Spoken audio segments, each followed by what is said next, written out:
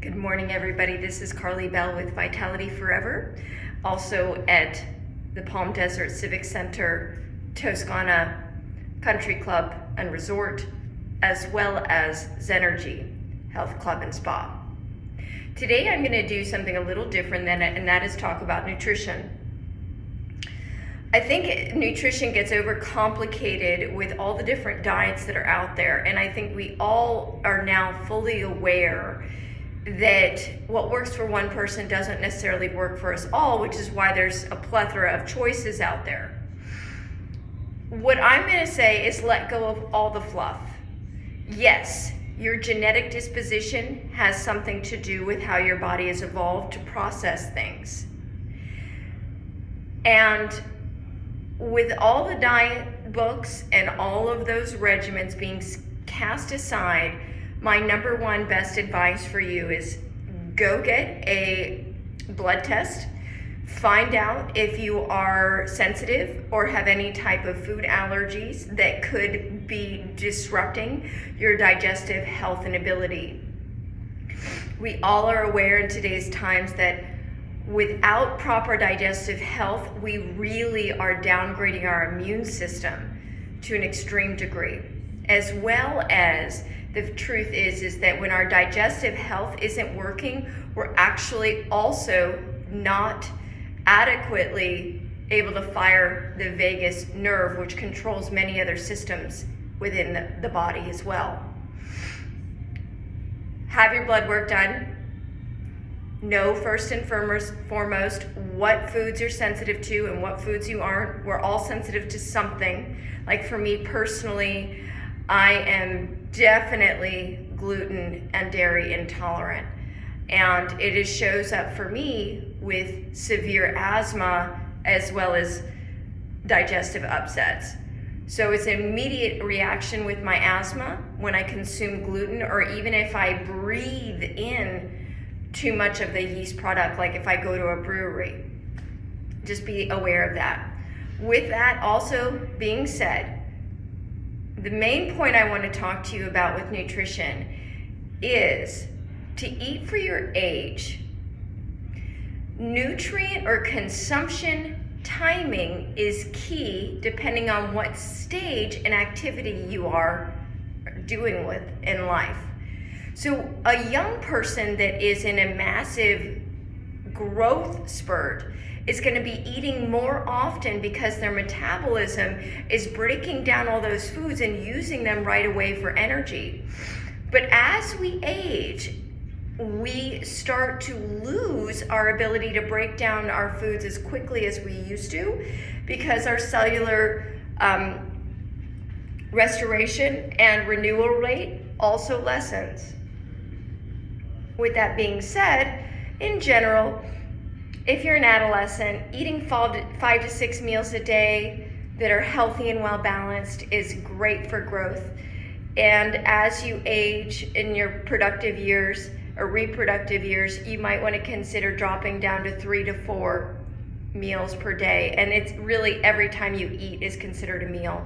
And then after your reproductive years, you might want to consider dropping down to 1 to 2 and consolidating the time in which you're eating as well. And the reason why this is so key and vital is that it just takes longer to process and digest. And if you're not using it and processing it, it will be stored. And as you know, the more fat you have or the storage of fuel you have on your body, the more likely you are to disease and disorder. So it's really, really primal to just eat less often as we're aging.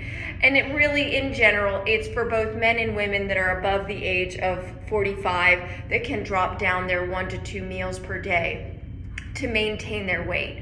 Now, these 1 to 2 meals also that you're consuming need to be not processed foods.